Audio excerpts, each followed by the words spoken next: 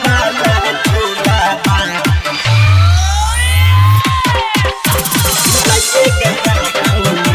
बैठा के झूला वाला झूला झूलाइए गइल कौना Vaishnavi recording studio Khatwara.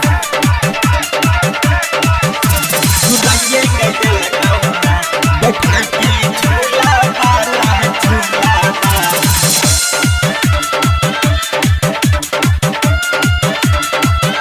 Music by Navneet राजा। देख अइला तुहू गे छौरी गोरा के गई मेला लो भाइये गइल कौना देख अइला तुहू गे छौरी गोरा के गई मेला लो भाइये गइल कौना हाँ पटाइए गइल कौना बैठा के झूला वाला झूला बा झूलाइए गइल कौना बैठा के झूला वाला झूला बा झूलाइए गइल कौना देख अइला तुहू गे छौरी गोरा के गई मेला लो भाइये गइल कौना हाँ पटाइए गइल कौना बैठा के झूला वाला झूला बा झूलाइए गइल कौना बैठा के झूला वाला झूला बा झूलाइए गइल कौना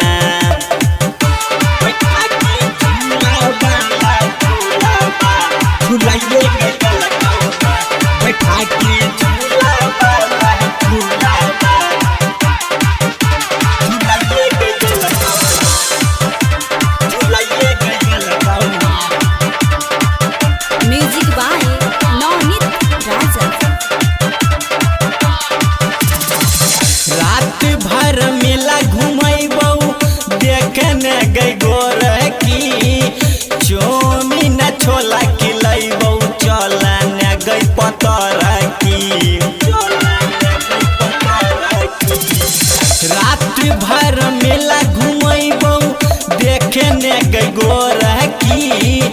चौमिन छोला खिलैबौ चलने गई पतर की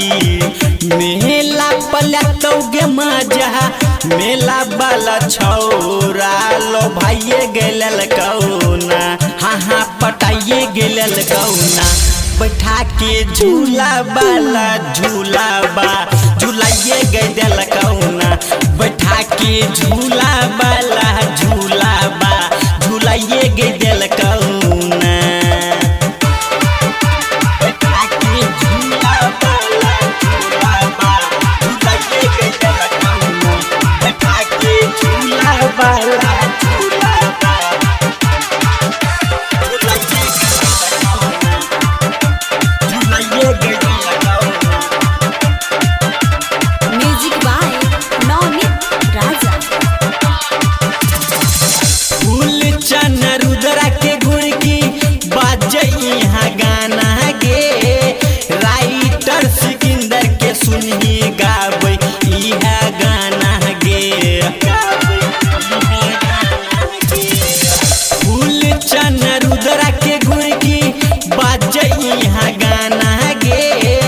राइटर सिकंदर के सुनही गाबै इहा गाना गे गोहरा के मेला पे होइ छै उहाँ पर खेला देखाइए गइल कौना हाँ लो भाइये गइल कौना बैठा के झूला वाला झूला बा